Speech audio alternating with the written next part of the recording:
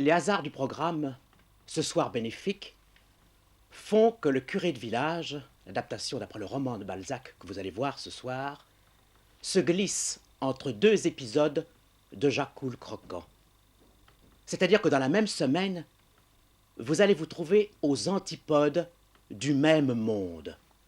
Cette France du début du XIXe siècle, fortement, profondément bouleversée par la Révolution et par l'Empire, et qui doit opérer, comme on dit aujourd'hui, sa mutation. Le XIXe siècle ne réussira pas cette mutation, et je me demande si notre XXe siècle va la réussir. Lorsque Balzac écrit son roman, c'est 1839. La Révolution de 1830, qui se profilait au bout de la perspective ouverte par Jacques le Croquant, pour Balzac donc, est un passé récent. Et c'est aussi un échec. La Révolution de 1830 a été escamotée par la bourgeoisie.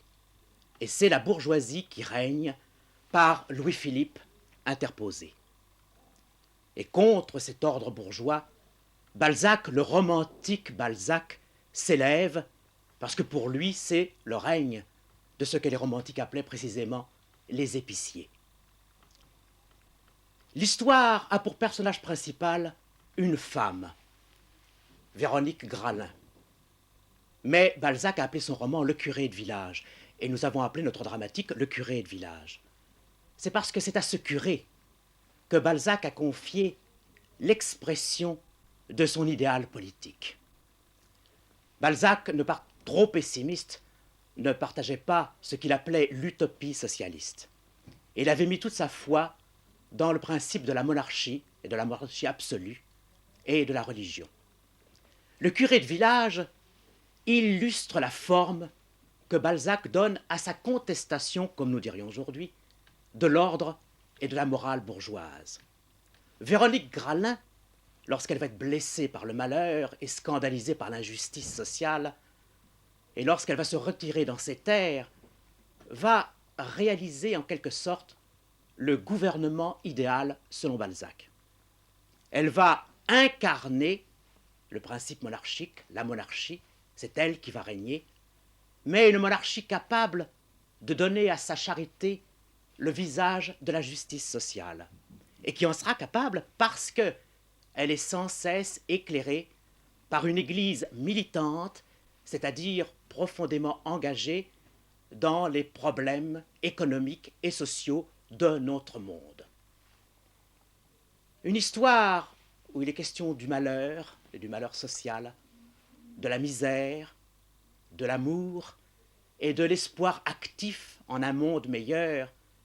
Cette histoire est toujours d'actualité. Je rappelle pour finir que les idées exprimées n'engagent que la responsabilité de celui qui les exprime, c'est-à-dire de Balzac. Et je vous souhaite une bonne soirée.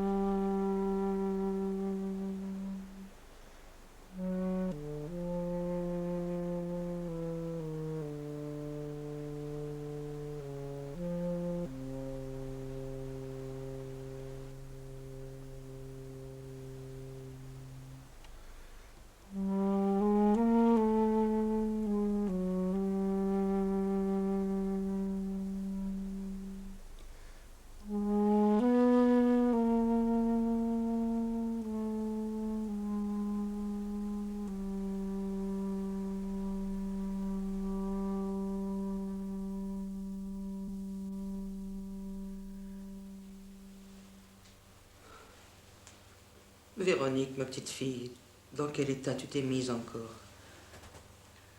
Je n'en peux plus. Ce chemin aussi que tu fais pour venir me voir.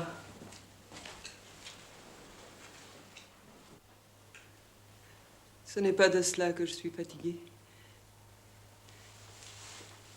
Tu sais, après le moulin Saint-Martial, cette île que j'appelais l'île de France, quand j'étais petite, presque en face du clos du Vieux Pingret, je me suis arrêtée. Je ne pouvais plus marcher. Et j'ai crié, comme ça, comme une folle. Cela m'a fait du bien. Mais qu'est-ce que tu as? Je ne sais pas. Il y a quelque chose en moi. Quelqu'un qui attend, qui étouffe, qui a besoin de crier, qui veut, je ne sais pas moi, vivre. Tu entends? Vivre. Mais tous ces gens dont tu t'occupes, cet argent que tu distribues, ça te distrait. On vieillit si vite. Tu n'aurais pas dû épouser Monsieur Gralin. Tu ne serais peut-être pas aujourd'hui une dame riche et considérée, mais tu serais heureuse, avec des enfants bien à toi. Et tu n'aurais pas à t'occuper des autres pour tromper cette espèce de chagrin qui te fait du mal. C'est de ma faute. J'ai cru que l'argent ferait ton bonheur. Ton père et moi, on a eu tant de peine à en gagner un peu. Et puis c'est ton père, tu te rappelles? Véronique sera Madame Gralin. Son mari lui achètera une terre de 500 000 francs. Et Véronique sera la première dame de Limoges.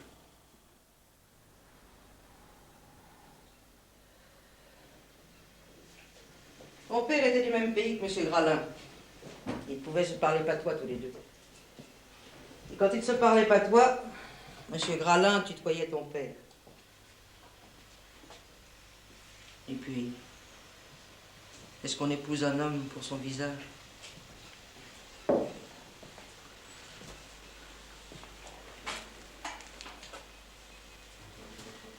N'importe comment. Il est trop tard.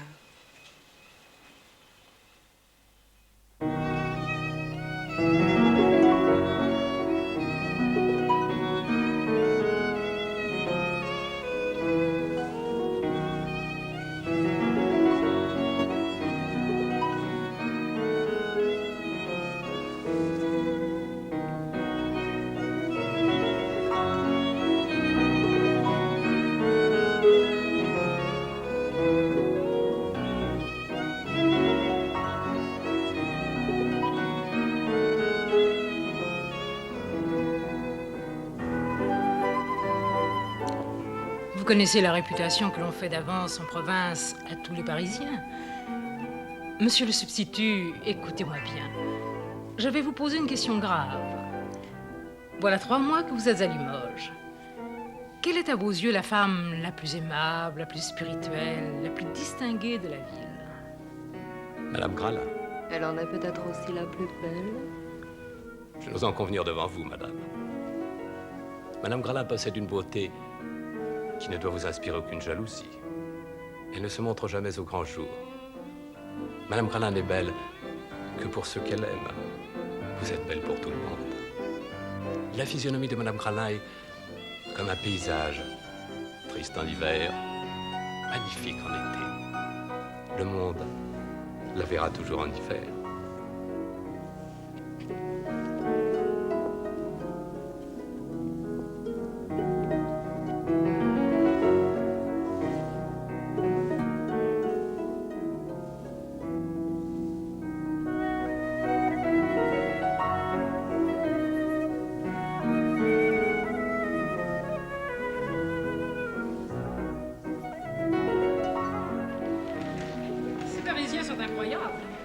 Voilà notre petit substitut fou de Véronique Gralin. Sous prétexte qu'il a pu soutenir avec elle 3 conversations. Il faut l'écouter broder. Les paysages, l'hiver, l'été, tout y passe. Il fait de la poésie. Il va jusqu'à la trouver belle. Véronique? Elle est nulle, laide et sotte. Elle est pieuse. Elle va toujours entendre la première messe, je le sais, je l'y vois. Et quelle âme charitable. Des layettes pour les enfants pauvres, des draps et des matelas pour ceux qui couchent sur la paille. Parlons-en où elle mérite quand on dispose de la fortune des Gralin. Mais toute belle, Gralin n'a pas pris Véronique en sabot. 750 000 francs de dot. Toute la fortune laissée par le père à sa mort. Et le vieux Sauvia n'a pas parcouru la campagne dans un rayon de 50 lieues autour de l'Auvergne en y échangeant des plats et des assiettes contre toutes sortes de vieux métaux pour terminer les poches vides. Au plus fort de la Révolution, le vieux Sauvia a failli se faire couper le cou 2 fois pour être allé entendre la messe d'un prêtre non assermenté.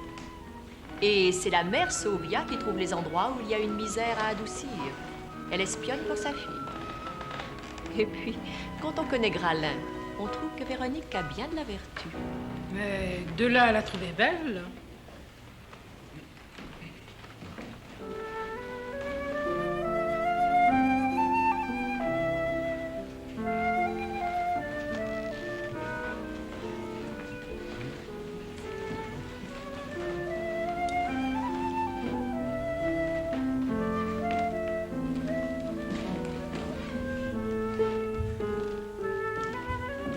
Mais qui se croit-elle?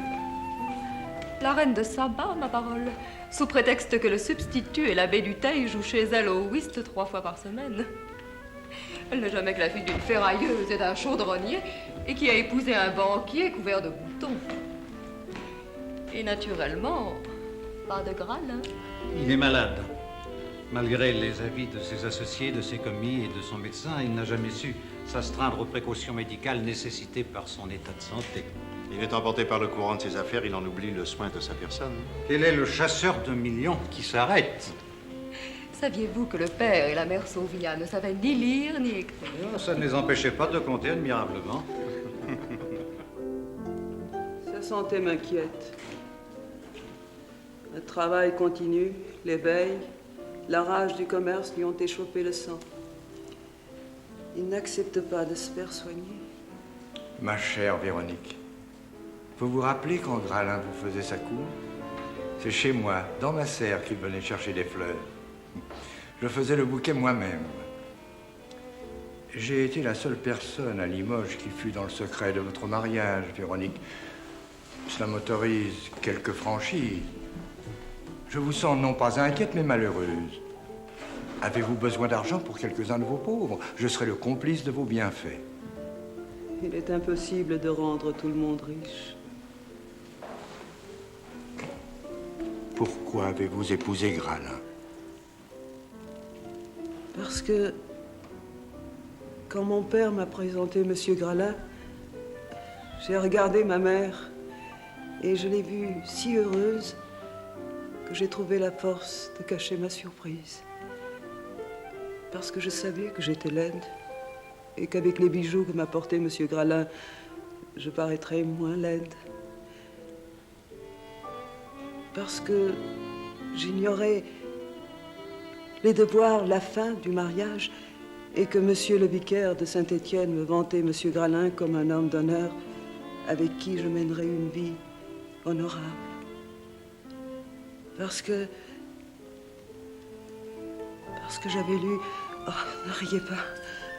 Si vous saviez combien cela était grave pour moi. J'ai lu à 16 ans Paul et Virginie, et j'y ai compris que l'amour est la vie de la femme. Et j'ai cru que je réussirais à aimer Monsieur Gralin.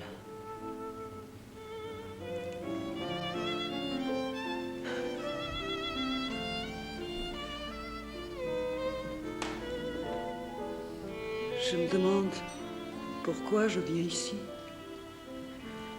Pourquoi je me pars?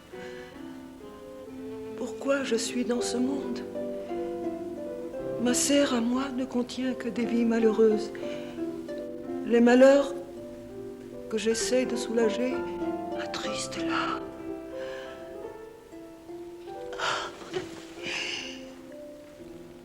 Je sens en moi des forces extraordinaires et malfaisantes peut-être, que rien ne peut humilier, que les plus durs commandements de la religion n'abattent pas. Il semble que mon corps Et la prison, quelque mauvais génie retient une créature qui attend. J'attends. Si quelque sentiment, quelque manie à cultiver ne vient à mon aide, je me sens aller dans un gouffre où toutes les forces de l'âme s'éparpillent et où je ne serai plus l'être que la nature a voulu que je sois. Véronique. Véronique. Que cela ne vous empêche pas de m'envoyer des fleurs. Votre amitié si bienveillante me réconcilie parfois avec moi-même.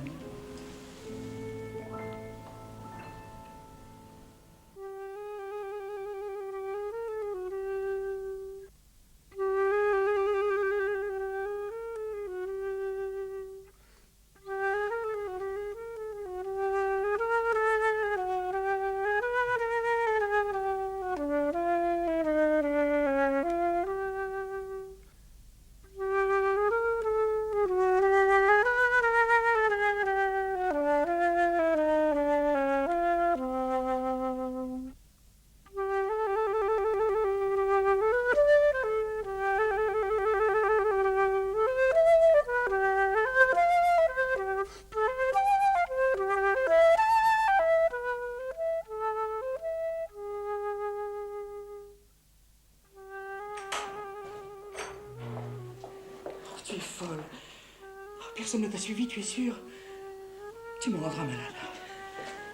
Sois prudente. Oh, quelle idée j'ai eue. J'aurais mieux fait de ne pas t'en parler. Tais-toi. Je crois que je vais pouvoir être heureuse.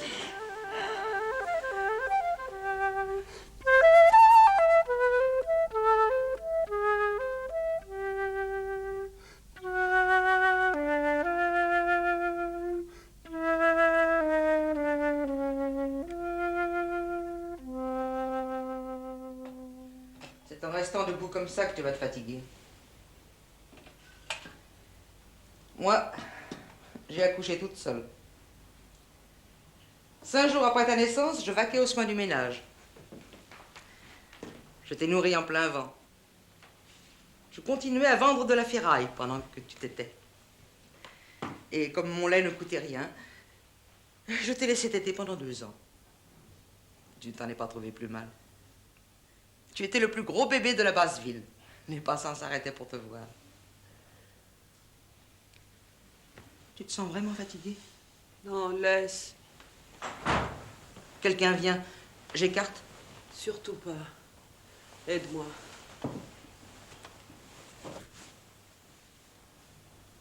Quelle tête j'ai? Habituel. Hélas.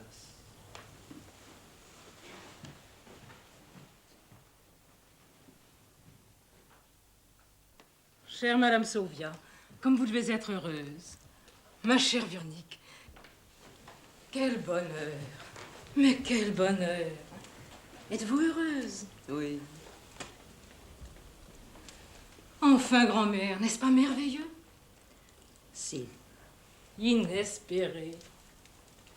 Inespéré, c'est le mot. Car enfin, Monsieur Gralin n'est plus tout jeune. Moi non plus. Ma chère Véronique, tout de même. Vous étiez mariée depuis combien de temps? Depuis des années. Dieu a enfin béni votre union. Bien sûr, tout le monde. Je ne suis pas malade. Et votre mère, ma chère Véronique, s'est constituée votre infirmière. Elle a quitté sa charmante maison des bords de la Vienne. Chère Madame Gralin, dès que j'ai su et que vous nous receviez comme tous les jeudis. Véronique a raison d'accumuler des précautions. Une première grossesse offre des dangers, surtout quand elle arrive après la première jeunesse. Chère madame, où est monsieur Gralin, que nous le félicitions? Mon gendre a dû remonter à Paris pour voir les docteurs. Oh, pas pour Véronique, mais pour lui-même. Sa santé nous inquiète. Le bonheur d'être père va lui rendre sa santé avec la jeunesse. Dans tout Limoges, il n'est bruit que de l'heureux événement qui vous arrive, chère Madame Gralin. Et de l'assassinat du malheureux Pingret. Comment? Pingret assassiné? Ce n'est pas une nouvelle à lancer comme ça tout à trac devant une femme qui se trouve dans l'état de ma fille. Pardonnez-moi, je croyais que vous saviez. Et toute la ville ne parle que de ça. Mais je ne sais rien. On a assassiné Pingret. Mais où? Et chez lui, dans son clos des bords de la Vienne. Mon Dieu, quelle horreur. Tout près de chez toi. Calme-toi. Et Jeanne, la servante, on l'a tuée aussi. C'est affreux. Elle avait eu le courage de venir au secours du vieux Pingret. Et le ou les assassins se sont trouvés dans l'obligation de la tuer pour supprimer son témoignage. La pauvre fille était accourue pieds nus, en chemise. C'est dans cette tenue qu'on a retrouvé son corps. Elle était folle pour la reconnaissance que le vieil avare lui en aurait eue. Moi, j'aurais joliment dormi. Le vieux Pingret a été assassiné en pleine nuit, au milieu d'un carré de luzerne, où il ajoutait sans doute quelques louis à un pot plein d'or. On a découvert dans le clos 4 trous vides et jonchés tout autour par des débris de peau. Et dans 2 des trous mal rebouchés, les corps du père Pingret et de sa servante, ensevelis.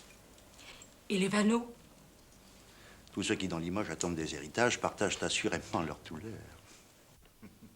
Ils en sont malades. Lui a passé son temps à recueillir les débris des pots et à calculer la somme volée d'après leur contenance. Elle a gémi qu'il n'y a pas 8 jours, elle avait offert à son oncle un chien de garde et que le vieux Pingret lui avait répondu qu'il n'avait pas besoin d'une bouche de plus à la maison. Les magistrats estiment le bagot à 1000 pièces par pot. Tout Jésus, des pièces de 48 ou de 40, de 24 ou de 20 francs? Monsieur de Granville. Bien sûr.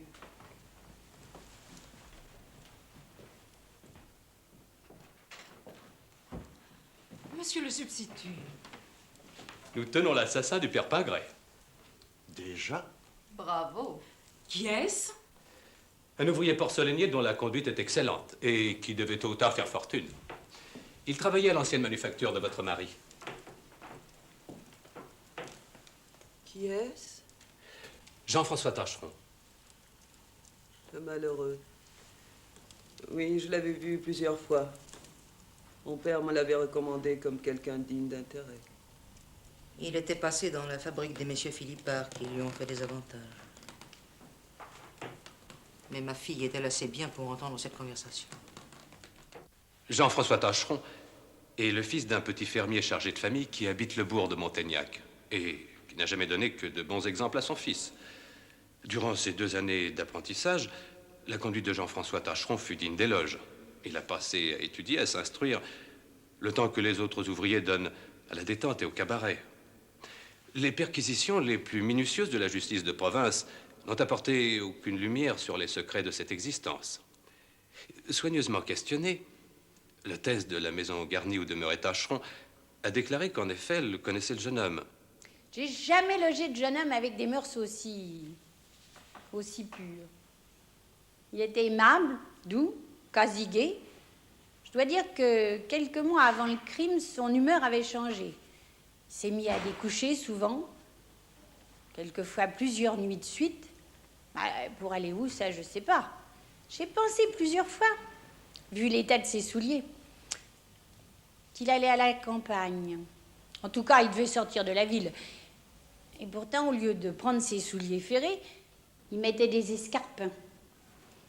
Avant de sortir, il se faisait la barbe, il se parfumait, il mettait du linge blanc. Dans les maisons suspectes et chez les femmes de mauvaise vie, Tacheron est inconnu. Chez les ouvrières, les grisettes, aucune des filles dont la conduite est légère n'a eu de relation avec l'inculpé. La passion du jeu, il est prouvé que Tacheron n'a jamais joué.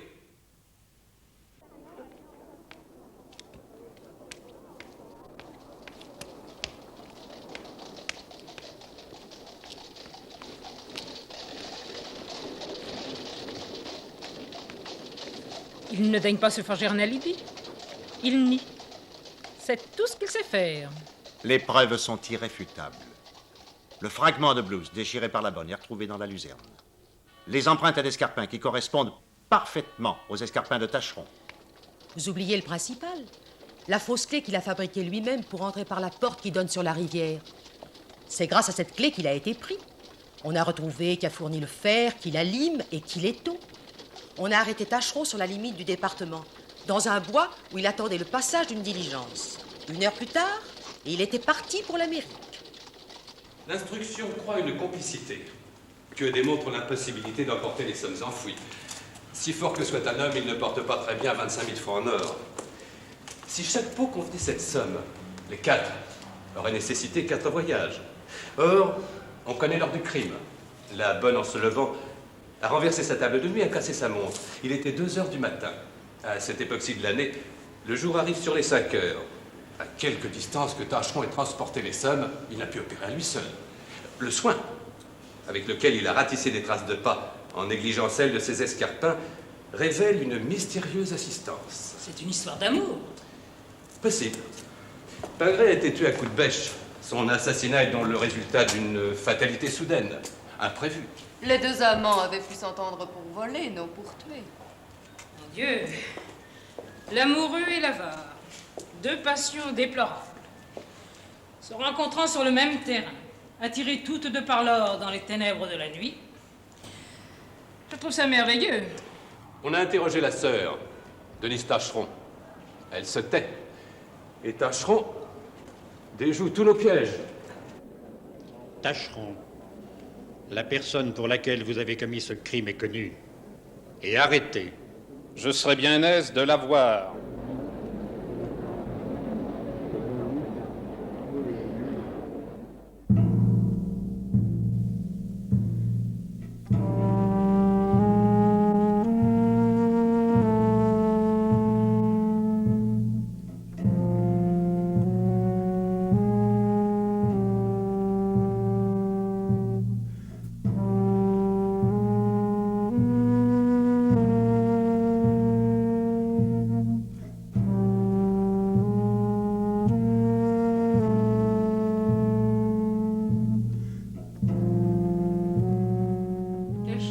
D'avoir votre mère qui vous soigne.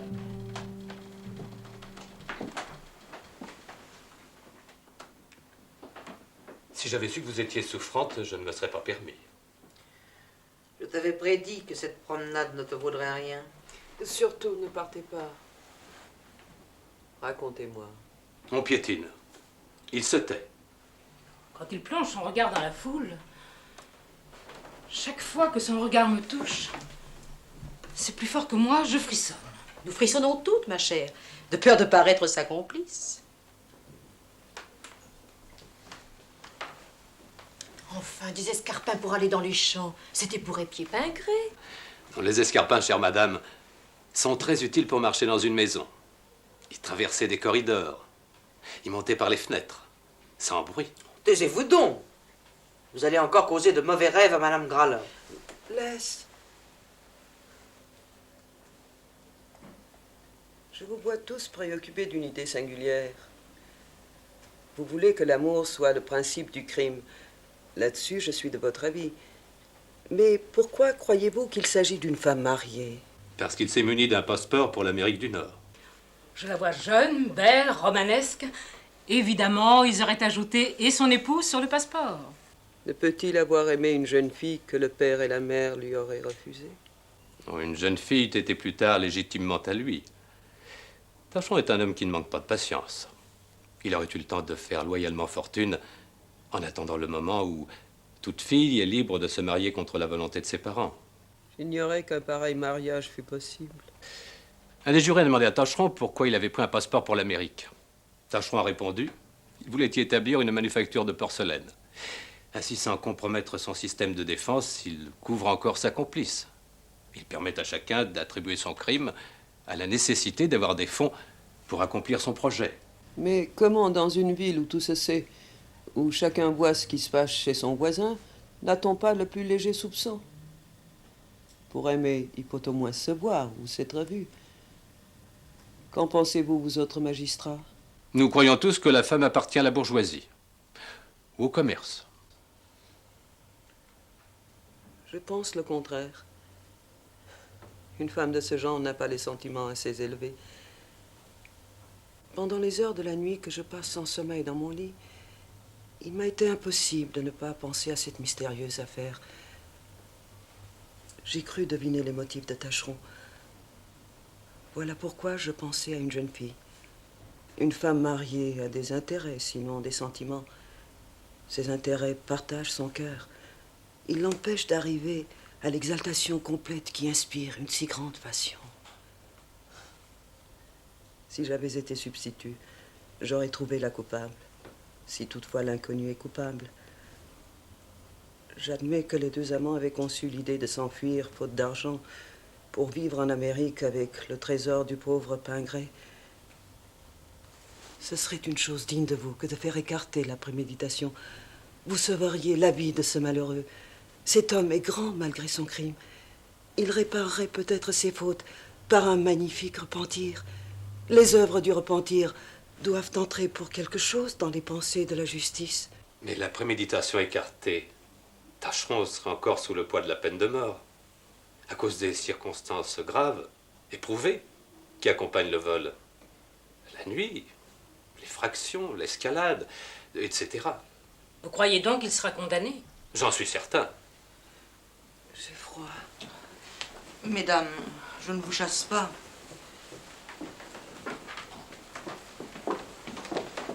Reposez-vous bien, Véronique.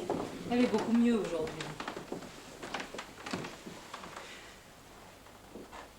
J'ai lu les plaidoiries d'hier.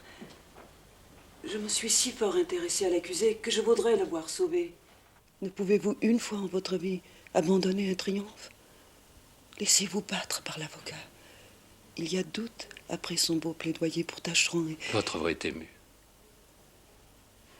Ma mère a remarqué une horrible coïncidence. J'accoucherai quand vous donnerez l'ordre de faire tomber cette tête. Puis-je réformer le code? Allez, vous ne savez pas aimer.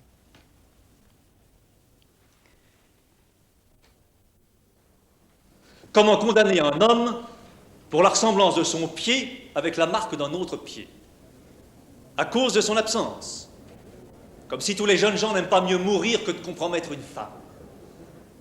Pour avoir emprunté des outils et acheté du fer, car il n'est pas prouvé qu'il ait fabriqué la clé. Pour un morceau de toile bleue accroché à un arbre, peut-être par le vieux Pingré pour épouvanter les moineaux, et qui se rapporte par hasard à un accroc fait à notre blouse. À quoi tient la vie d'un homme? Enfin, Jean-François a tout nié. Le parquet n'a produit aucun témoin qui ait vu le crime. Avez-vous remarqué? Par moments, on lit sur son visage une espérance qui tient à un bonheur plus grand que celui de vivre. Jean-François Tascheron, vous êtes reconnu coupable de vol et d'assassinat avec préméditation. En conséquence, la Cour prononce contre vous la peine de mort. Non, je ne veux pas! Laissez-moi! Je veux être libre! Laissez-moi, je veux être libre! Je ne veux pas! Parlera-t-il? Ne parlera-t-il pas? S'il y a là-dedans quelque amour pour une femme placée au-dessus de lui, cet homme n'est pas un homme ordinaire. Vous verrez qu'il mourra bien.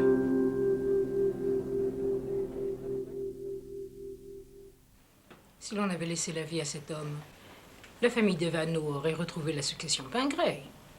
Aucune recherche de police n'a su retrouver le magot. La petite Madame Devano est allée voir l'avocat de Tascheron. Elle lui a offert 10% de la somme s'il parvenait à la faire recouvrir. L'avocat est le seul homme à la vue duquel Tascheron ne devient pas fou furieux. Ça a été peine perdue. Non seulement il est assassin, mais encore il est sans délicatesse. À quoi lui servira cette fortune là où il va? Un assassinat, cela se conçoit, mais un vol inutile est inconcevable. Oh, dans quel temps vivons-nous pour que les gens de la société s'intéressent à un pareil brigand? Il n'a rien pour lui. Cependant, si la restitution compromettait sa bonne amie... Pour ma part, je regrette sa fureur. J'aurais préféré qu'il reste froid, calme, digne. Ne croyez-vous pas qu'il écarte ainsi les tentatives de séduction?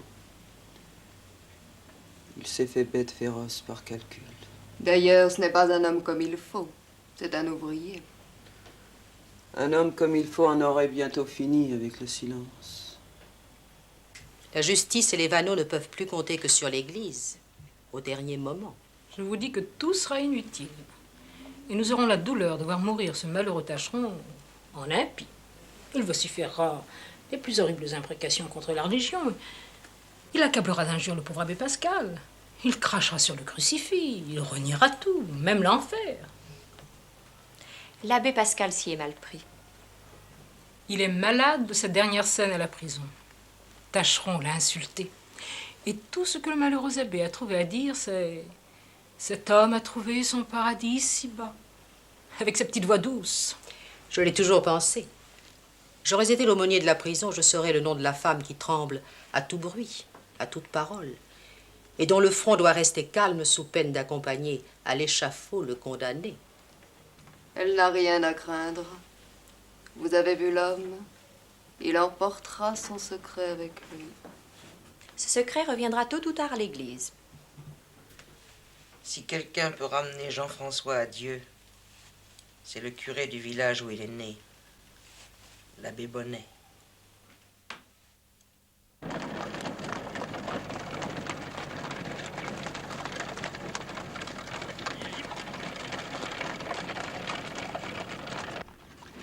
Voici Montaignac, le village où Tâcheron est né.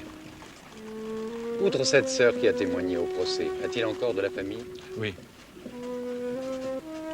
L'abbé Bonnet appartient à cette minime portion du clergé qui voudrait associer l'Église aux intérêts populaires pour lui faire reconquérir, par l'application de vraies doctrines évangéliques, son ancienne influence sur les masses.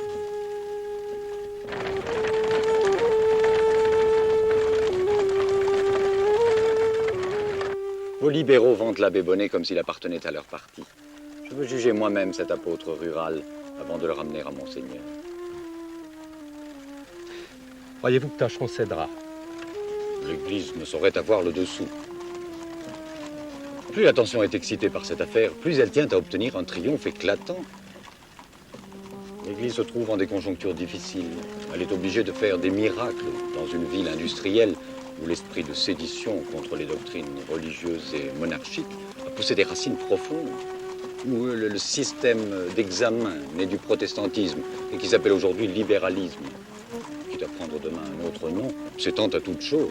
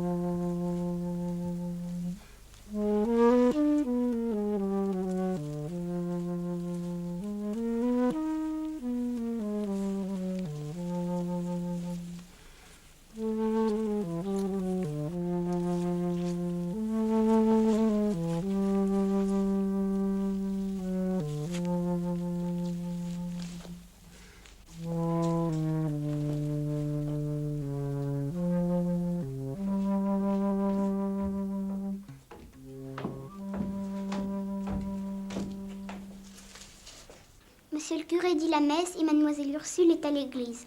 Non, me voilà. Vous voulez voir monsieur le curé? Je dois emmener monsieur l'abbé Bonnet à l'instant à Limoges, sur l'ordre de Monseigneur. Mon Dieu, c'est pour Jean-François.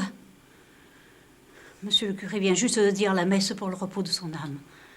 Mais il ne tardera pas à revenir. Il est allé consoler ces pauvres gens, les parents de Jean-François Tâcheron. Nous ne pouvons pas attendre. Où est cette maison?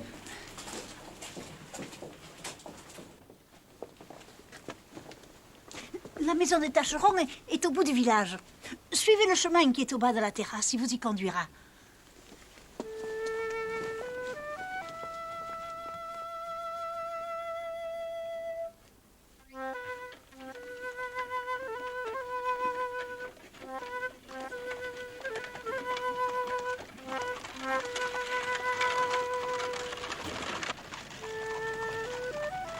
Croyez-moi, il valait mieux que votre mère ne vienne pas. Ne vous opposez pas au salut de votre frère. Vous seriez responsable de la perte de son âme en nous refusant les moyens de l'attendrir.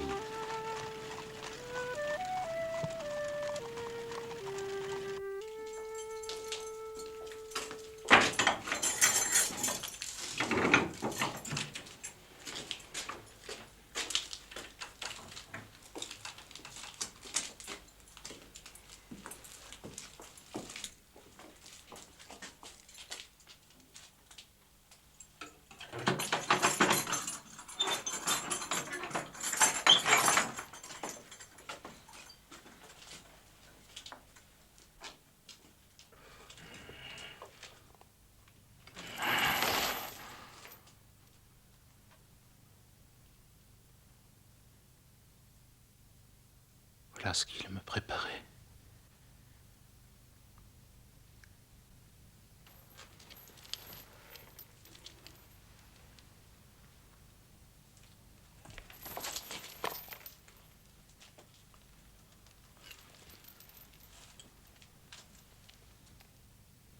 J'ai demandé depuis longtemps comme une grâce de ne voir personne de ma famille.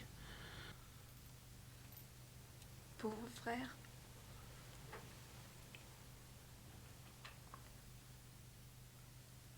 Mon pourvoi est rejeté. Oui, mon enfant. Il ne te reste plus qu'à faire une fin digne d'un chrétien. Laissez ma vie. Oh. Vous ne savez pas tout ce qu'il me faut quitter. Écoute-le. Il risque sa vie en s'engageant à te conduire à la vie éternelle.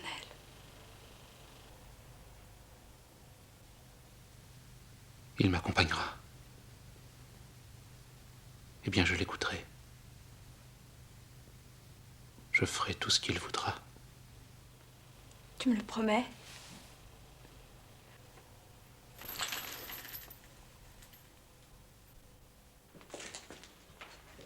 Monsieur le curé, avez-vous obtenu quelques aveux que vous puissiez confier à la justice pour l'éclairer, sans manquer à vos devoirs?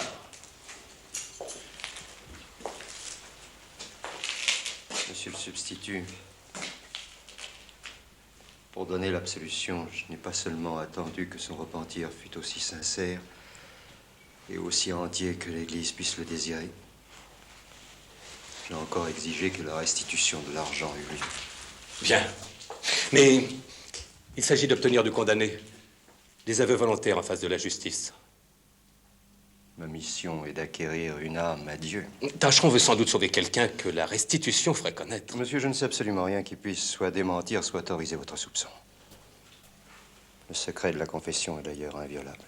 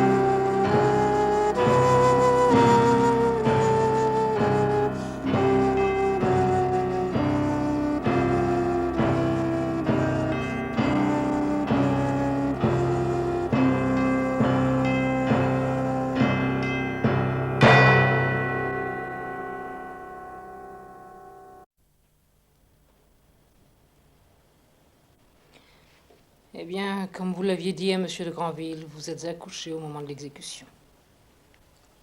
Je vous en prie. Ne parlons plus jamais de cela. Cet espoir n'a pas existé.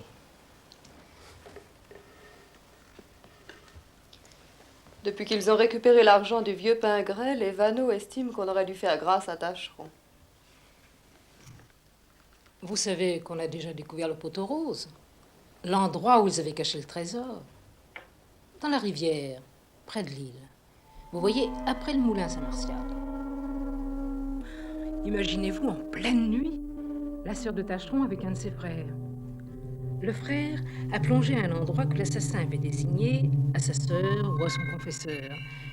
Le frère a plongé 4 fois. Et chaque fois, il a ramené 20 000 francs en or.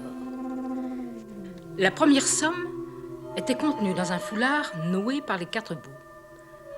Ce foulard a été jeté dans un grand feu de bois allumé d'avance. La seconde enveloppe était un châle. Et la troisième, un mouchoir de batiste.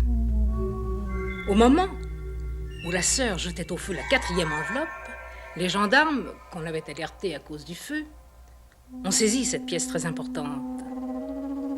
La sœur l'a laissé prendre. C'était un mouchoir sur lequel il y avait encore des traces de sang, malgré son séjour dans l'eau.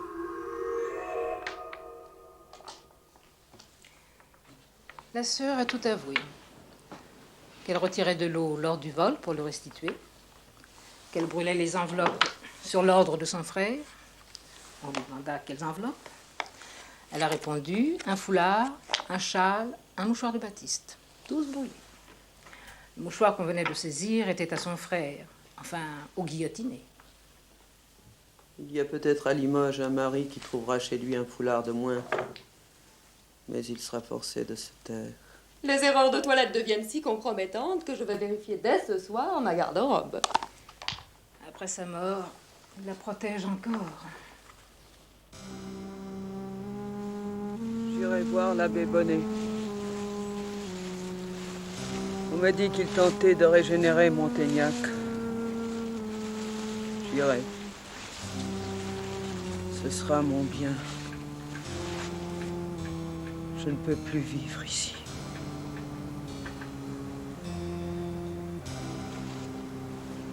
J'obtiendrai quelques fonds de Monsieur Gralin. Montaignac sera fertilisé. On trouvera de l'eau pour arroser les champs. Ce pauvre Gralin, moi je ne me fais aucune illusion. Les soins ne réussissent qu'à prolonger son supplice. Il s'inquiète à cause des désastres dans le commerce et dans la banque après cette révolution de juillet. Et cette inquiétude aggrave la maladie inflammatoire qu'il a toujours eue dans le sang. Ma pauvre Véronique, tu iras à Montaignac. Et tu iras en deuil, comme tu le dois.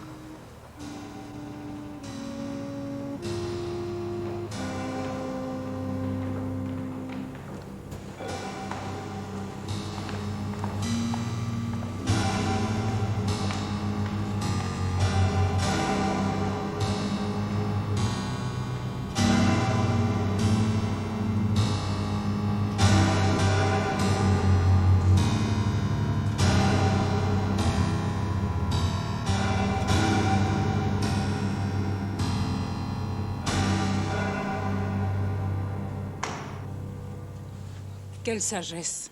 Tous ces travaux qui vous attendent vous distrairont de votre grand chagrin. Vous dévouez encore, et toujours. C'est encore la plus belle façon de rester fidèle à la mémoire de votre époux. Dites bien à présent à l'abbé Bonnet que Monseigneur sait combien il était calomnié par les éloges des libéraux.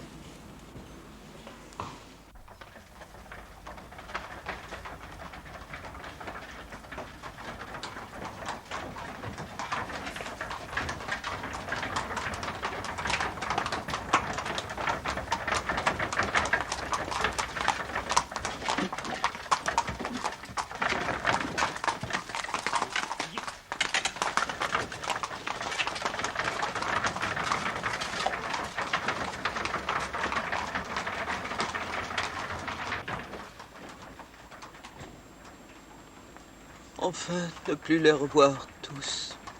Tais-toi. Nous ne sommes pas encore assez loin. Tu as raison. C'est comme veuve que je devais faire cette route.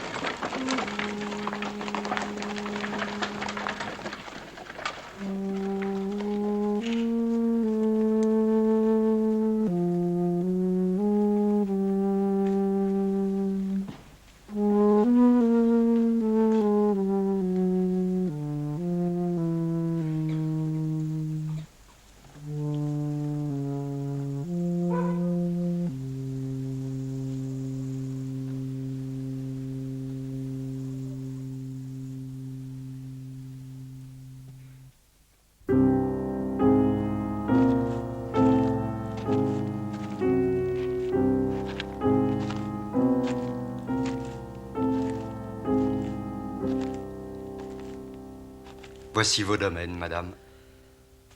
Moi qui comptais habiter une chaumière, le pauvre monsieur Gralin a fait des folies.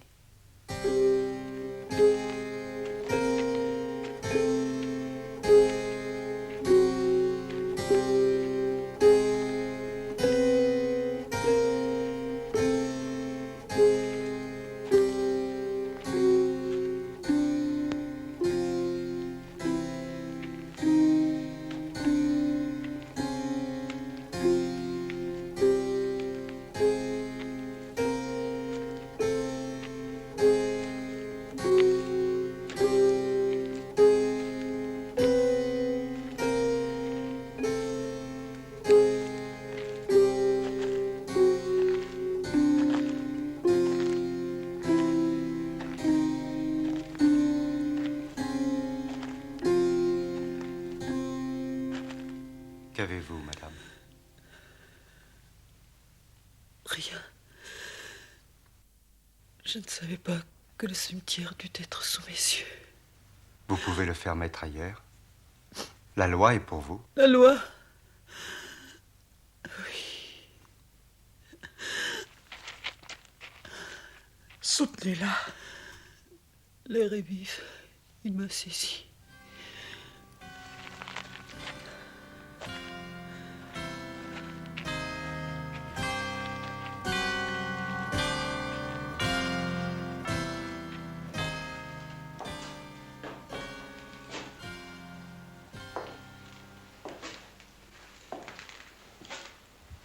Vous faites de cette colline votre enfer, quand elle devrait être le calvaire d'où vous pourriez vous élancer dans le ciel. Je n'ai plus assez d'orgueil pour me mettre sur un pareil piédestal. Sortez, promenez-vous, intéressez-vous aux gens. Où sont vos promesses? Laissez-moi me remettre de mon abattement. Votre abattement provient de méditations funestes. Oui. Je croyais, madame, que vous n'aviez que de la mélancolie.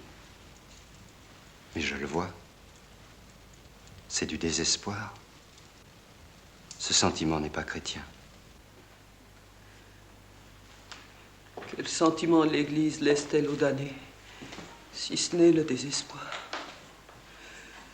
Ah, mon père! Je sais. Que faire? Que devenir? Supposez-vous devant Dieu. Que lui diriez-vous?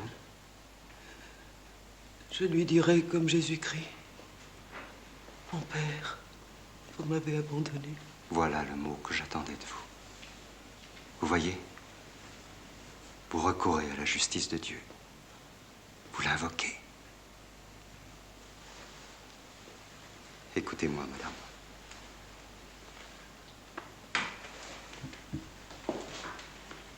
La religion est par anticipation la justice divine.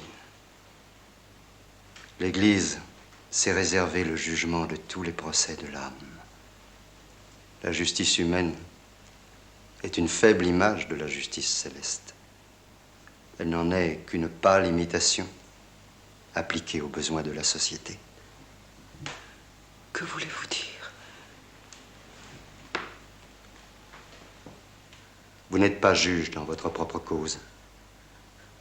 Vous n'avez pas le droit ni de vous condamner, ni de vous absoudre.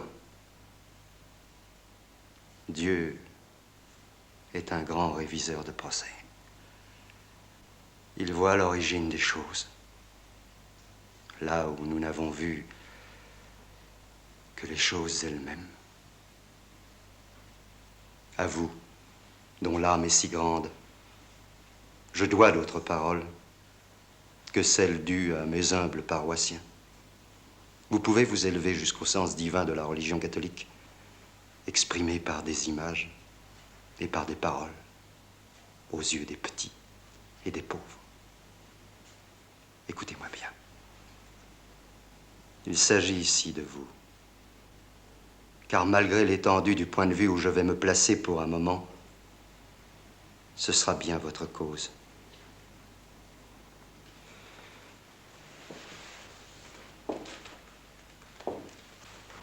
Le droit, inventé pour protéger les sociétés, est établi sur l'égalité. La société, qui n'est qu'un ensemble de faits, est basée sur l'inégalité. Il existe donc un désaccord entre le fait et le droit. La société doit-elle marcher réprimée ou favorisée par la loi? La loi humaine n'a ni les moyens de prévenir les fautes, ni les moyens d'en éviter le retour chez ceux qu'elle a punis. La religion ignore ses imperfections, car elle a étendu la vie au-delà de ce monde, en nous considérant tous comme déchus et dans un état de dégradation. Elle a ouvert un inépuisable trésor d'indulgence. La mort du Rédempteur qui a racheté le genre humain est l'image de ce que nous devons faire pour nous-mêmes, racheter nos fautes. Rachetons nos erreurs, rachetons nos crimes. Tout est rachetable.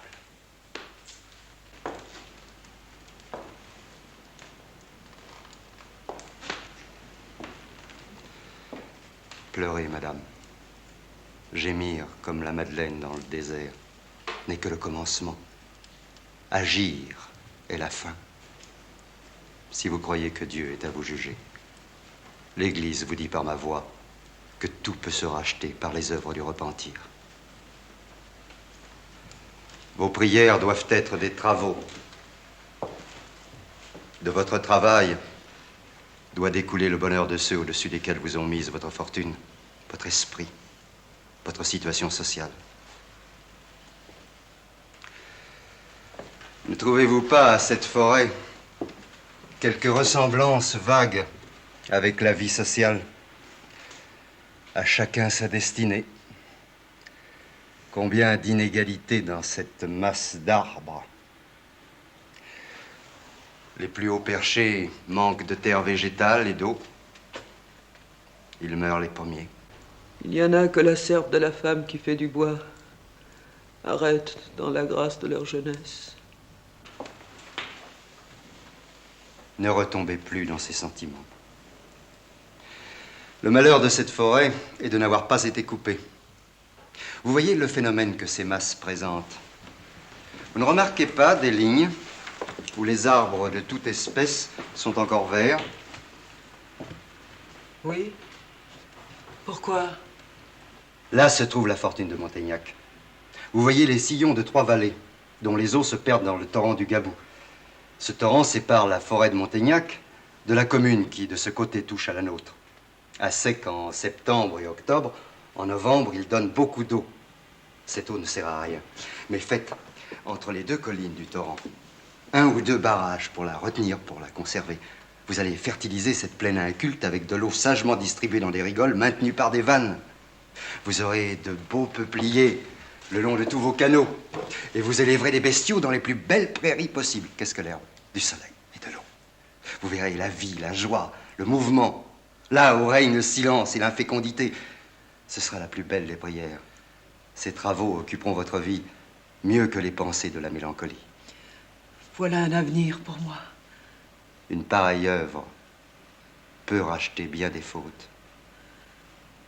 Votre parole vient de me changer entièrement.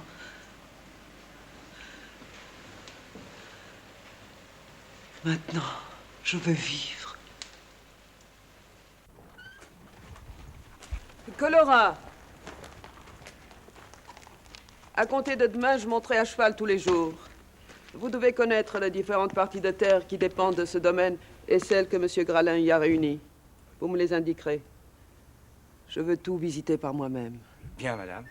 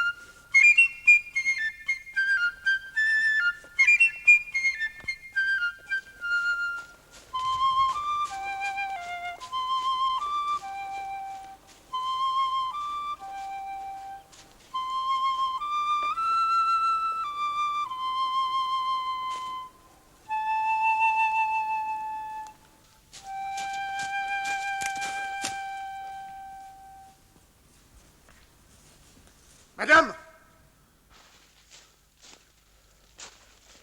Ne restez pas ici plus longtemps. Vous ne pourriez plus en retourner nulle part. Vous êtes séparés par plus de 2 lieues de toute habitation. À la nuit, la forêt est impraticable. Dans quelques instants, il va faire sur ce pic un froid qui a déjà tué plusieurs personnes. Et comment vous trouvez-vous là? Ma cabane est tout à côté. Que faites-vous dans ce désert? J'y vis. Et comment? De quoi? On me donne une petite somme pour garder toute cette partie de la forêt. Vous êtes garde? Non, madame. Pour être garde, il faut pouvoir prêter serment. Et pour le prêter, il faut jouir de tous ses droits civiques. Mais qui êtes-vous donc? Je suis Farabèche. Vous êtes donc à mon service? J'ai donc l'honneur de parler à madame Gralin? Oui.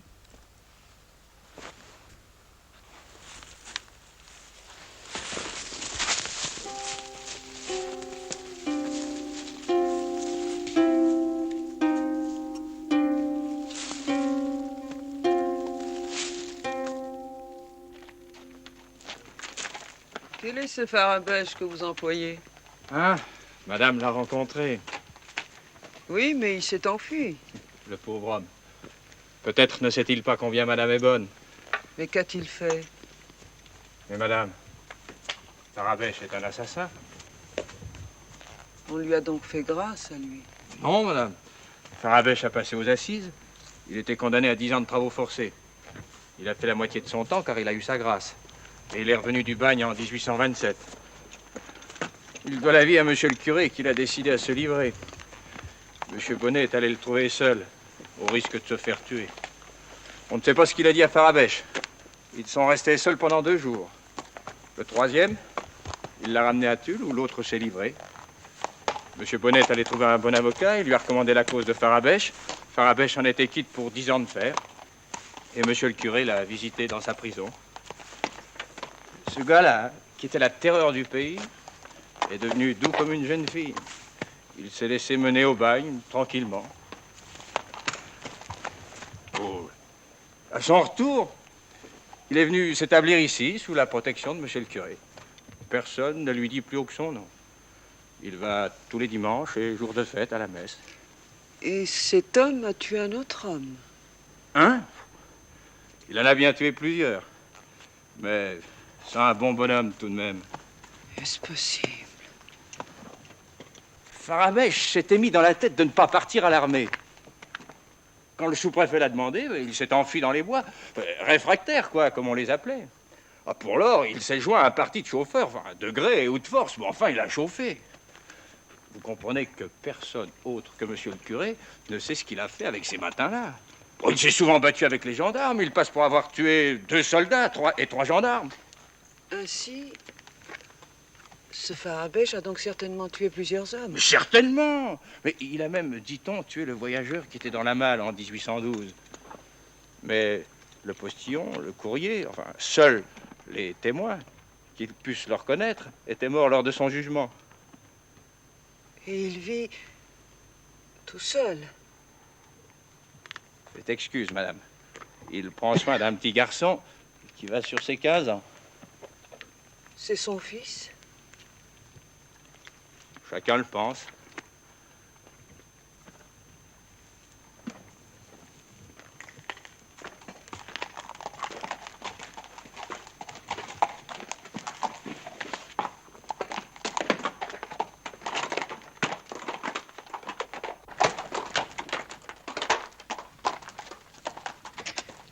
Et pourquoi n'a-t-il pas épousé cette fille? Et comment? On l'aurait pris. Aussi, quand la Catherine Curieuse sut qu'il était condamné, la pauvre fille, elle a quitté le pays.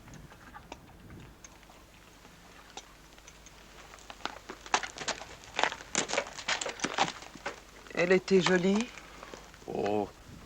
Ma mère prétend qu'elle ressemblait beaucoup, tenez, à une autre fille qui a aussi quitté le pays, à Denise Tacheron. Il était aimé? Bah, parce qu'il chauffait. Les femmes aiment l'extraordinaire. Cependant, rien n'a plus étonné le pays que cet amour-là. Catherine Curieux vivait sage comme une sainte vierge. Elle passait pour une perle de vertu dans son village. Son père et sa mère y sont fermiers de messieurs Bressac. Oh, la Catherine Curieux avait bien ses 17 ans lors du jugement de Farabèche. Les Farabèche étaient une vieille famille du même pays qui se sont établis sur les domaines de Montaignac. Ils tenaient la ferme du village. Le père et la mère Farabèche sont morts. Mais les 3 sœurs de la Curieux sont mariées. Une à Aubusson, une à Limoges et une à Saint-Léonard. Croyez-vous que Farabèche sache où est Catherine? S'il le savait, il romprait son banc. Oh, il irait.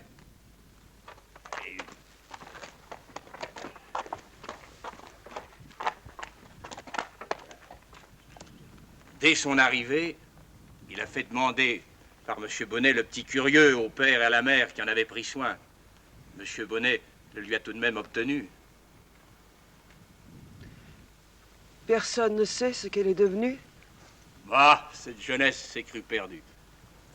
Elle a eu peur de rester dans le pays. Elle est allée à Paris. Et qu'est-ce qu'elle y a fait? La chercher là, c'est vouloir trouver une bille dans les cailloux de la plaine.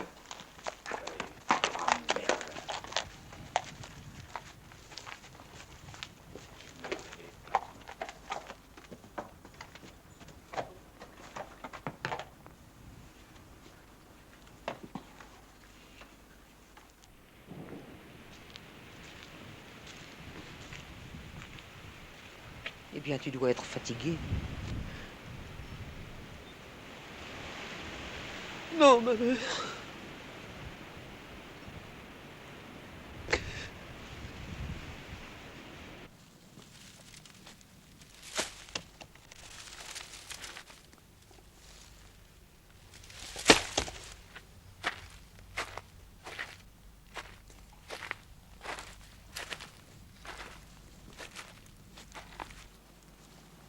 J'ai su que vous preniez mes intérêts. J'ai voulu voir par moi-même votre maison les pépinières, et vous questionner ici même sur les améliorations à faire. Je suis aux ordres de madame. Voilà l'enfant dont on m'a parlé? Oui, madame.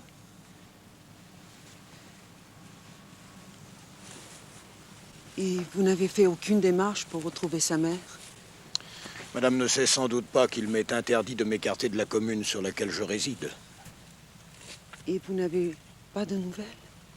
À l'expiration de mon temps, le commissaire m'a remis une somme de 1000 francs, qui m'avait été envoyée par petites portions, de 3 en 3 mois, et que les règlements ne permettaient pas de me donner avant le jour de ma sortie. J'ai pensé que Catherine seule pouvait avoir songé à moi, puisque ce n'était pas Monsieur Bonnet. Aussi, j'ai gardé cette somme pour Benjamin. Et les parents de Catherine? Ils n'ont plus songé à elle après son départ. D'ailleurs, ils ont fait assez en prenant soin du petit. Eh bien, Farabèche, je ferai en sorte de savoir si Catherine vit encore, où elle est, et quel est son genre de vie. Oh, madame, je regarderai comme un bonheur de l'avoir pour femme. C'est à elle de se montrer difficile, pas à moi. Ainsi, vous aimez Catherine? Elle est pour moi la seule femme qu'il y a au monde.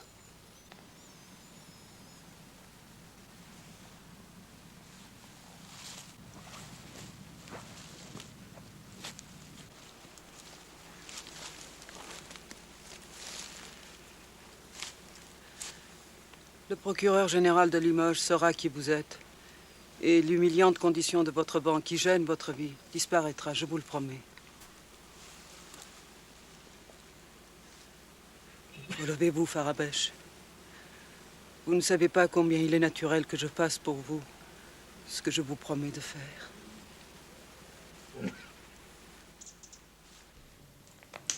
Voici la lettre à Monsieur de Granville avec un certificat du maire de Montaignac et une lettre de l'abbé Bonnet.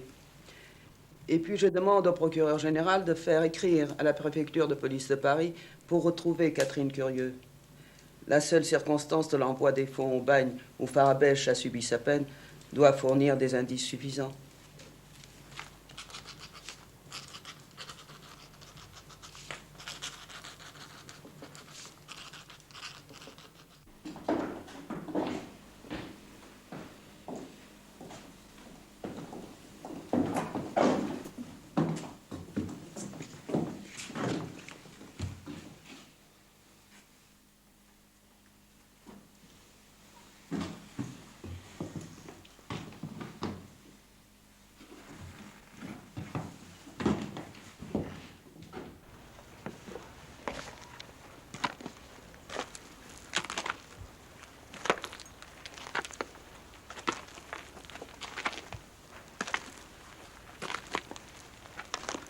Vous avez dû beaucoup souffrir au bagne. C'est l'enfer. Je ne sais pas comment je ne suis pas devenu fou. Mais alors, pour un pauvre et malheureux jeune homme, entraîné par une passion, et qui graciait de la peine de mort... Oh, madame, il n'y a pas de grâce entière pour les assassins. On commence par commuer la peine en 20 ans de travaux. Mais surtout pour un jeune homme propre, c'est à faire frémir. On ne peut pas vous dire la vie qui les attend. Il vaut mieux 100 fois mourir. Oui. Mourir sur l'échafaud est alors un bonheur. Merci.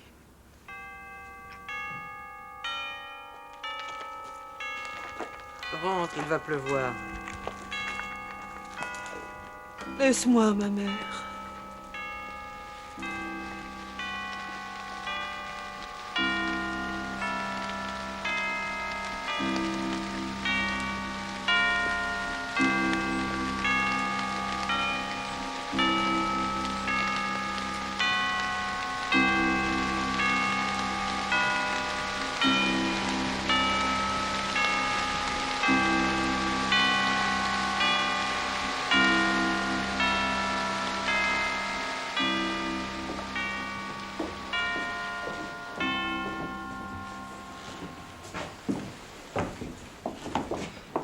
Voici vos protégés, madame. Vous êtes Catherine Curieux? Oui, madame.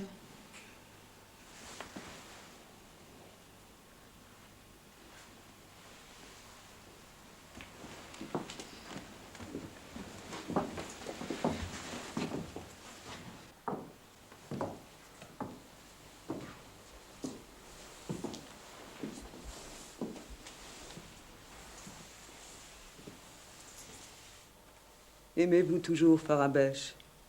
Oui, madame. Pourquoi, si vous lui avez envoyé 1000 francs pendant le temps qu'a duré sa peine, n'êtes-vous pas venu le trouver à sa sortie? Y a-t-il chez vous une répugnance pour lui? Parlez-moi comme à votre mère. Aviez-vous peur qu'il ne se soit tout à fait vicié, qu'il ne voulût plus de vous? Non, madame. Mais je ne savais ni lire ni écrire. Je servais une vieille dame très exigeante. Elle est tombée malade. On la veillait, j'ai dû la garder. Tout en calculant que le moment de la libération de Jacques approchait, je ne pouvais quitter Paris qu'après la mort de cette dame, qui ne m'a rien laissé, malgré mon dévouement à ses intérêts et à sa personne. Avant de revenir, j'ai voulu me guérir d'une maladie causée par l'éveil et par le mal que je me suis donné. Après avoir mangé mes économies, j'ai dû me résoudre à entrer à l'hôpital Saint-Louis, d'où je sors guérie. Dites-moi maintenant pourquoi vous avez abandonné brusquement vos parents. Pourquoi vous avez laissé votre enfant?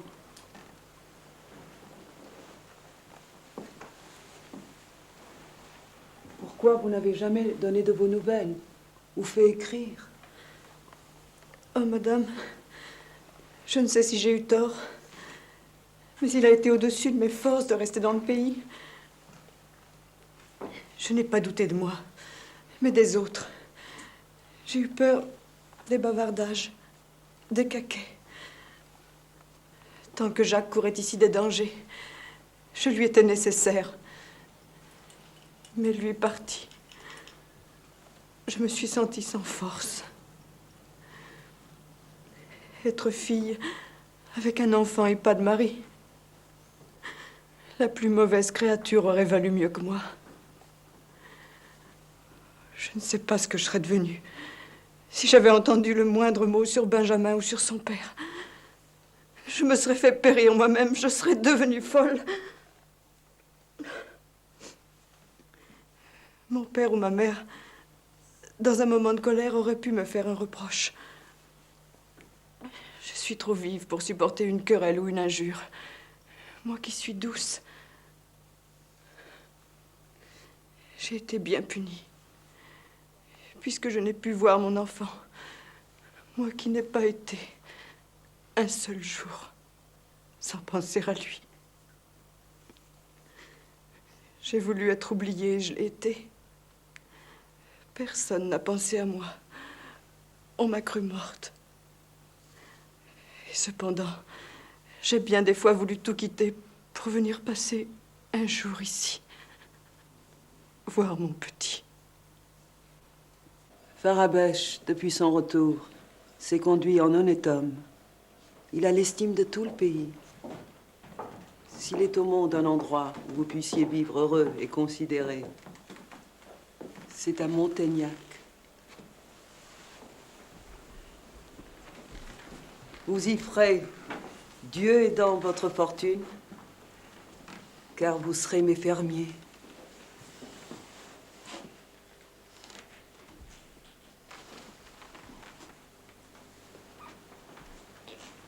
Vous dégradez le bien. Comment? Faire le bien est une passion si supérieure à l'amour que l'humanité est supérieure à la créature. Or, tout ceci ne s'accomplit pas par la seule force et avec la naïveté de la vérité. Vous retombez de toute la grandeur de l'humanité au culte d'une seule créature. Votre bienfaisance envers Farabèche et Catherine comporte des souvenirs et des arrière-pensées qui en outre le méritent aux yeux de Dieu. Ne dépouillez pas ainsi vos actions de leur valeur. Arriverez-vous donc enfin à cette sainte ignorance du bien que vous faites? et qui est la grâce suprême des actions humaines. Voyez comme je les chagrine.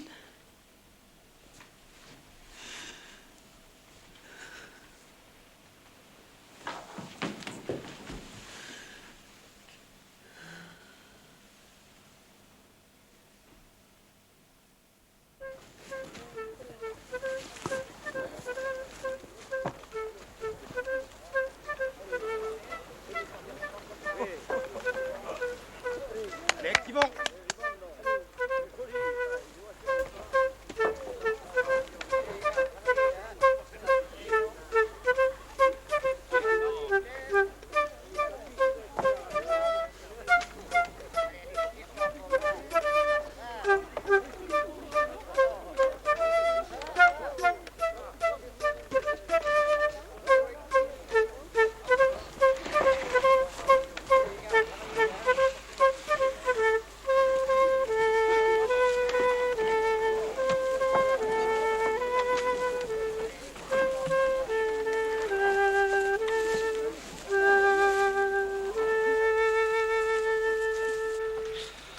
Les eaux de la rivière ne disparaîtront plus par les fissures de la montagne. Il ne s'en perdra plus une seule goutte. Au lieu d'une vallée qui ne rapporte rien, nous aurons un lac de 20, 30, 40 ou 50 pieds de profondeur, sur une lieue d'étendue. Un réservoir qui fournira l'eau des irrigations, avec laquelle nous fertiliserons toute la plaine de Montaignac. Madame Gralin y placera sans doute une ferme. L'endroit le plus convenable serait celui où la source se perd, celle qui est à côté de ma maison. On pourrait en tirer profit. Mais il faudrait aussi canaliser les ruisseaux, en y jetant les eaux surabondantes de la rivière. Ce canal gagnerait la Vienne. Il permettrait d'exploiter les 20 000 arpents de la forêt que vous entretenez si bien, mon cher Colora. On pourrait couper 1000 arpents par année en aménageant en 20 ans. On dirigerait ainsi sur Limoges du précieux bois de construction.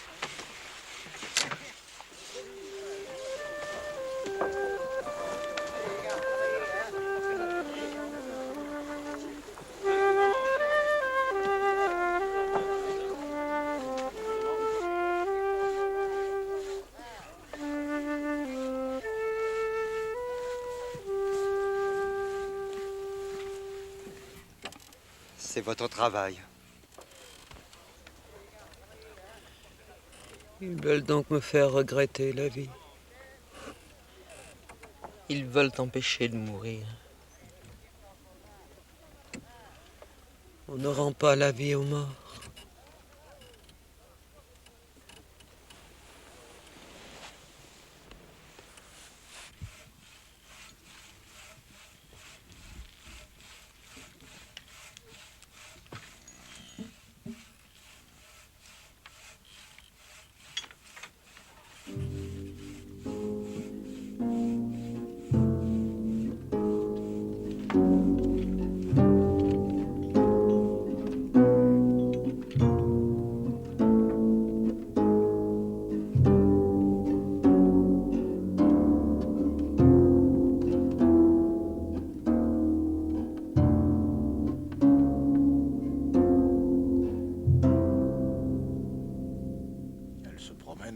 Ça va donc mieux.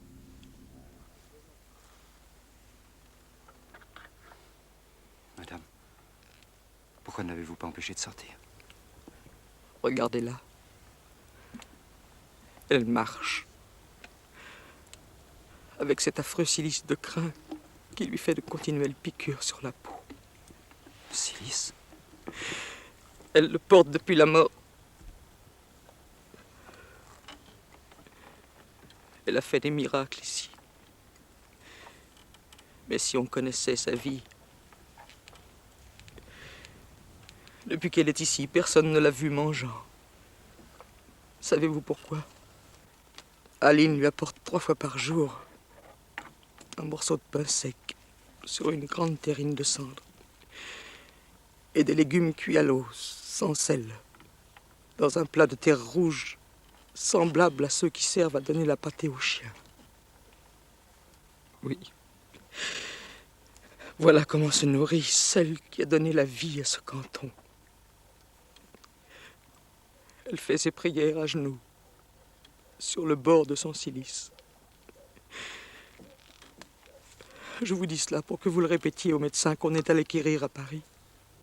En empêchant ma fille de continuer ses pénitences, peut-être qu'on la sauverait encore, quoique la mort soit déjà sur elle. Voyez, il faut que je sois bien forte pour avoir résisté depuis 10 ans à toutes ces choses.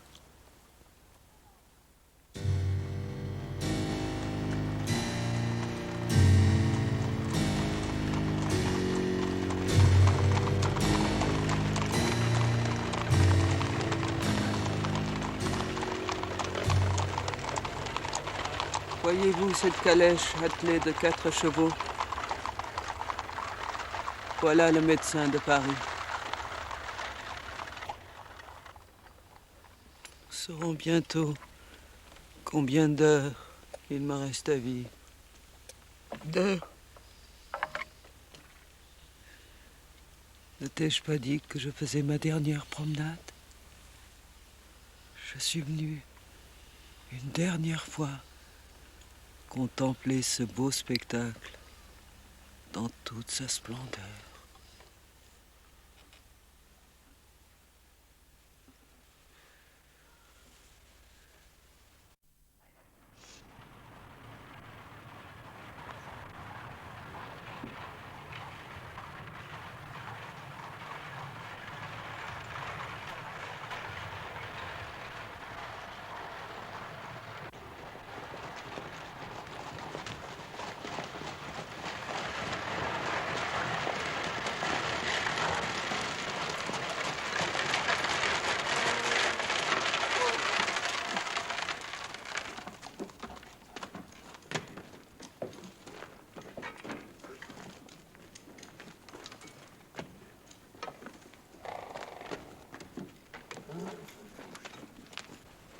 Ils sont 5. 5? En seront-ils plus à 5, hein? Monsieur Granville y est.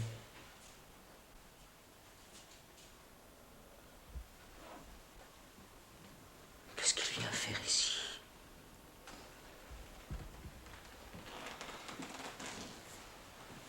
Madame, ayez du courage. Et soyez digne de vous-même. Que fait-il? Je le reverrai-t-on?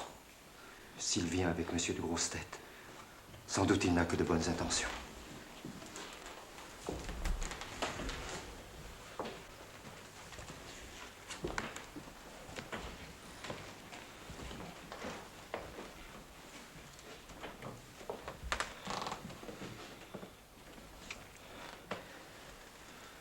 Oh, ma fille va mourir. Son cœur pourra-t-il supporter ces émotions? Monsieur Grosse-Tête avait jusqu'à présent empêché cet homme de voir Véronique. Vous le haïssez donc bien. Elle a quitté Limoges pour ne pas mettre tout Limoges dans ses secrets.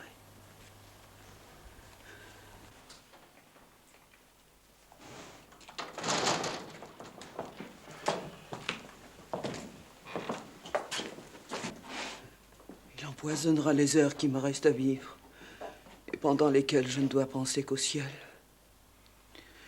Il me cloue à la terre.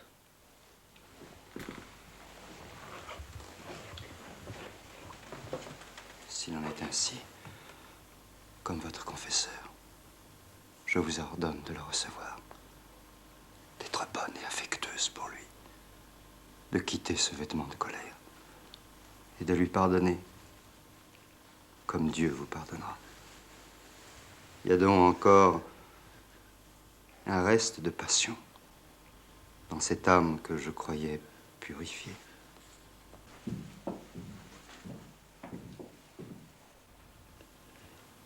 Il y avait encore cet effort à faire. Je l'ai fait.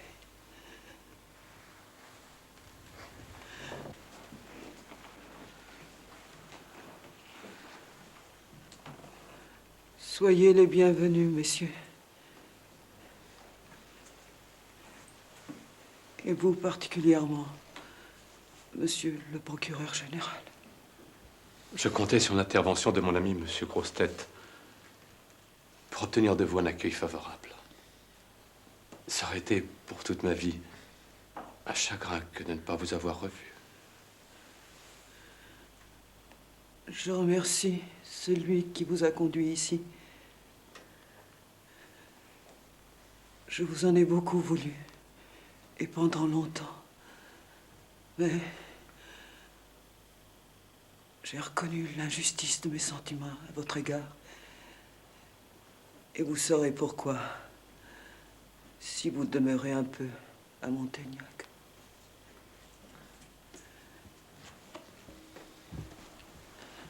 Monsieur Horace Bianchon, qui, on le sait, jusque dans nos déserts, est l'un des plus célèbres médecins de Paris, confirmera sans doute mes appréhensions. Permettez que j'aille avec ces messieurs. L'affaire est urgente.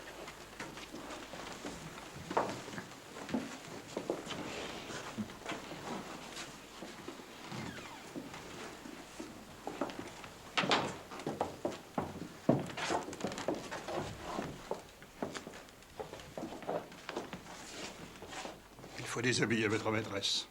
Ce sera bien difficile. Madame est enveloppée d'un cilice sans crin. Comment?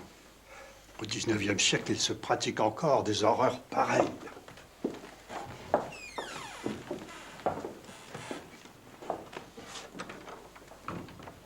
On la disait mourante, mais elle est morte.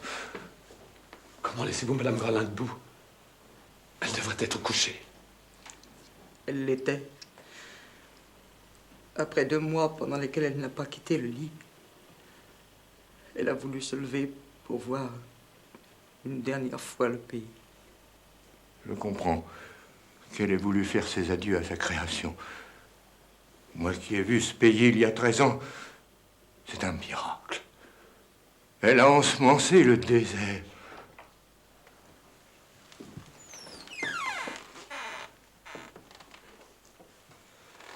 On consulte.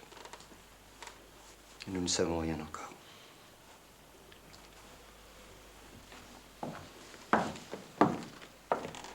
Eh bien, elle n'a pas 48 heures à vivre. Monsieur Bianchon ne comprend pas comment elle a pu marcher. Ces phénomènes si rares sont toujours dus à une grande exaltation. Ainsi, monsieur, elle vous appartient. La science est inutile.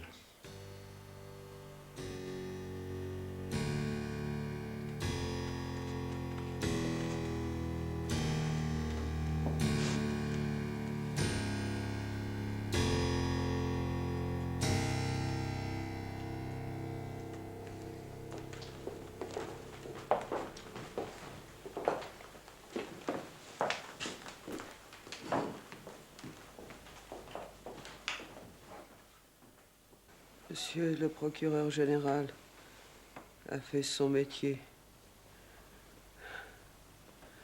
Je m'en allais. Il m'a poussé. Ma mère, je parlerai. Je vais expier dans une chambre rouge.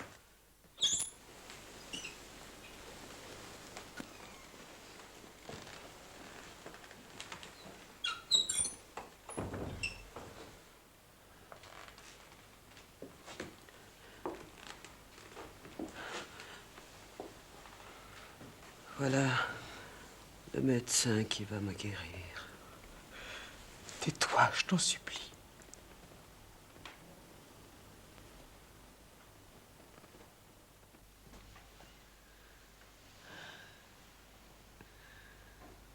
Monsieur le curé, je ne vous apprendrai rien.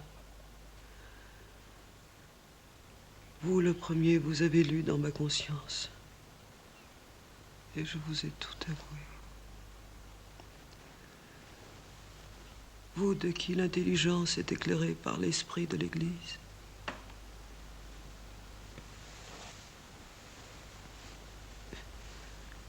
Je veux vous consulter sur la manière dont, en vraie chrétienne, je dois quitter la vie.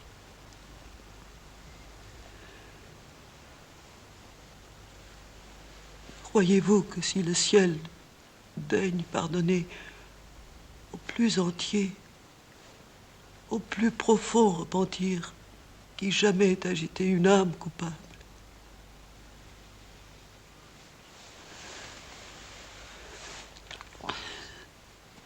pensez-vous que j'ai satisfait à tous mes devoirs d'ici-bas? Oui.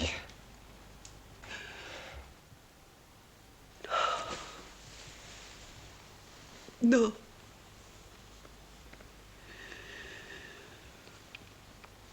Il y a à quelques pas d'ici une tombe où gît un malheureux qui porte le poids d'un horrible crime. Il y a dans cette demeure une femme que couronne une réputation de bienfaisance et de vertu. Cette femme, on la bénit. Cet homme, on le maudit. Le criminel est accablé de réprobation.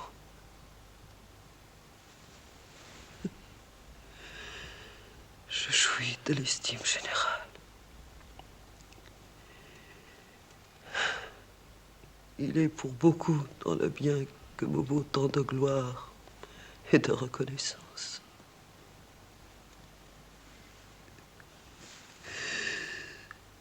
Fourbe que je suis, j'ai les mérites. Martyr de sa discrétion, il est couvert de honte.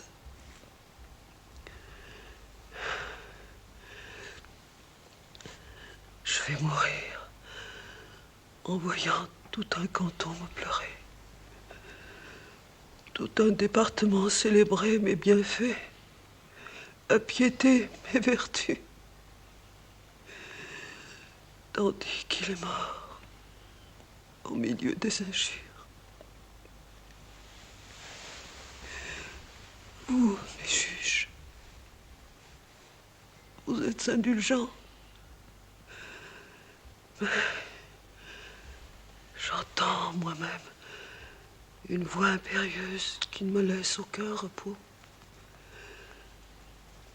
Mes fautes ne seront rachetées que par un aveu public.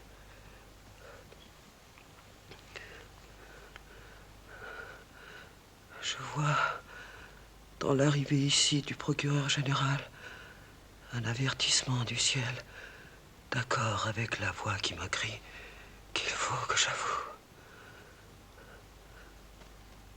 Ce sera le redressement de mes torts envers le monde, envers une famille proscrite et presque éteinte par ma faute.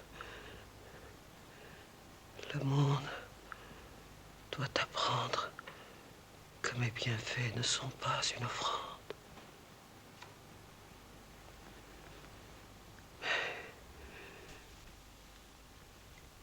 Une dette.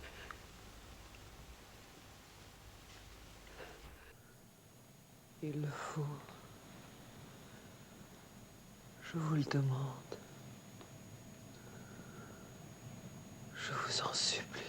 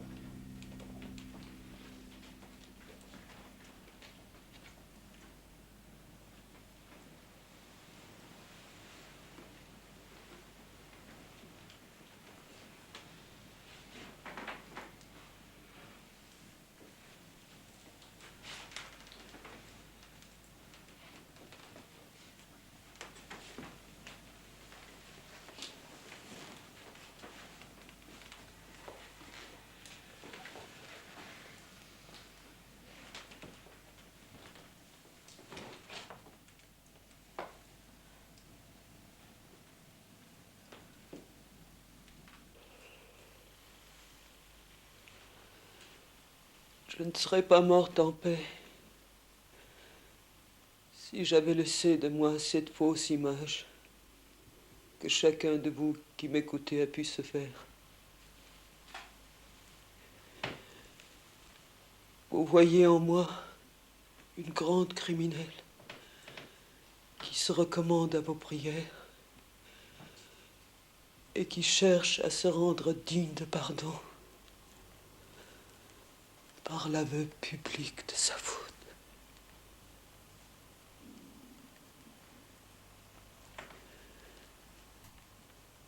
Cette faute fut si grave et eut des suites si fatales qu'aucune pénitence ne la rachètera peut-être.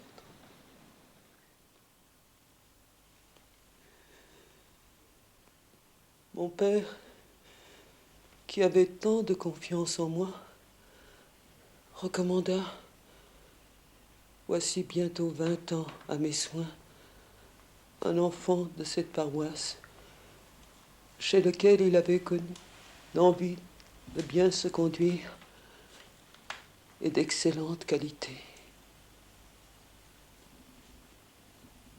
Ce jeune homme est le malheureux Jean-François Taschereau. Il s'attacha dès lors à moi comme à sa bienfaitrice. Comment l'affection que je lui portais est-elle devenue coupable? Les plus vertueuses actions, l'amour que j'ai pour ma mère, des actes d'une dévotion sincère, j'ai tout fait servir au triomphe d'une passion insensée.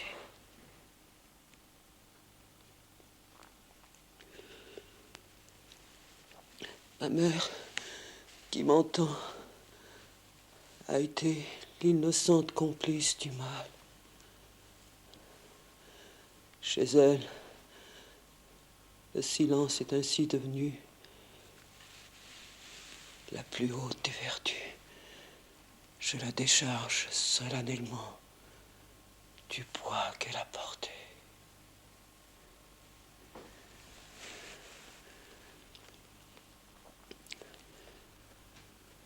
Malgré tout ce qui nous séparait, l'âge, la position sociale, ma situation de femme mariée, moi, Véronique Gralin, Madame Gralin, je suis devenue la maîtresse de l'ouvrier Jean-François Taschereau. La pensée d'avoir un enfant nous emplit de bonheur et d'épouvante. Il fallait fuir. Il fallait de l'argent pour lui. C'est moi qui ai indiqué à Jean-François les trous dans le jardin dans lequel Maigret cachait son magot. Nous avons été surpris. Jean-François a perdu son sang-froid à cause de moi, parce que j'étais là, dans la nuit, debout, avec l'or de Pingré dans les mains, et que Pingré m'avait reconnu.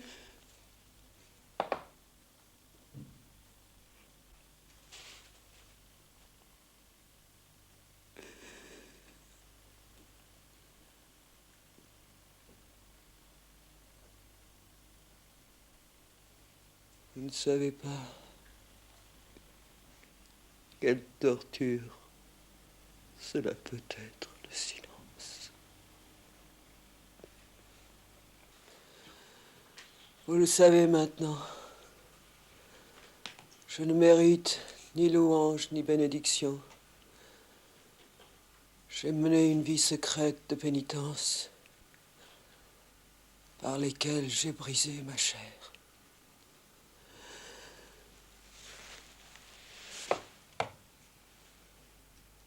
Il est enfin parmi nous un homme qui, pour avoir strictement accompli son devoir, a été pour moi l'objet d'une haine que je croyais éternelle.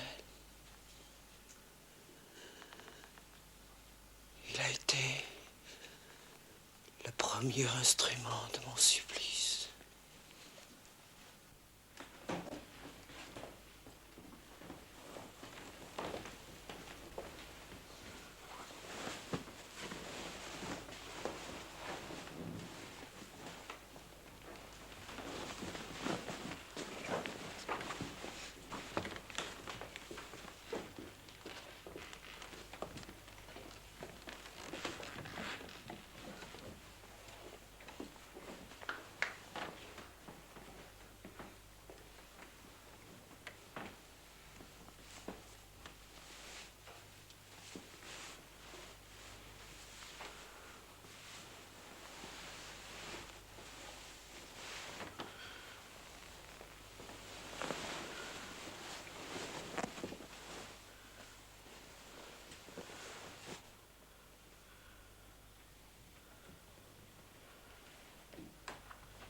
J'étais trop près du fait. J'avais les pieds trop avant dans le sang pour ne pas haïr la justice. Tant que cette colère troublait mon cœur, j'ai compris qu'il y aurait un reste de passion condamnable.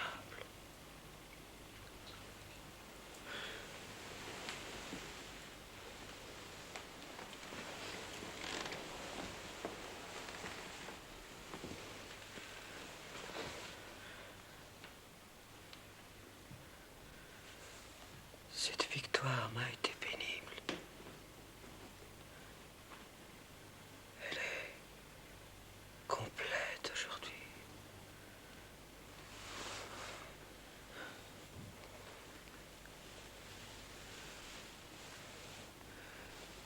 Monsieur le curé, je fonde à Limoges des bourses au collège et des lits à l'hospice destinés strictement aux ouvriers. J'assigne une somme de 300 000 francs payable en 6 ans pour l'acquisition de la partie du village où habitaient les tâcherons. On y construira un hospice. Cet hospice sera destiné strictement aux ouvriers, aux vieillards indigents du canton, à ces malades et aux enfants trouvés. Il portera le nom d'hospice Jean-François Tâcheron.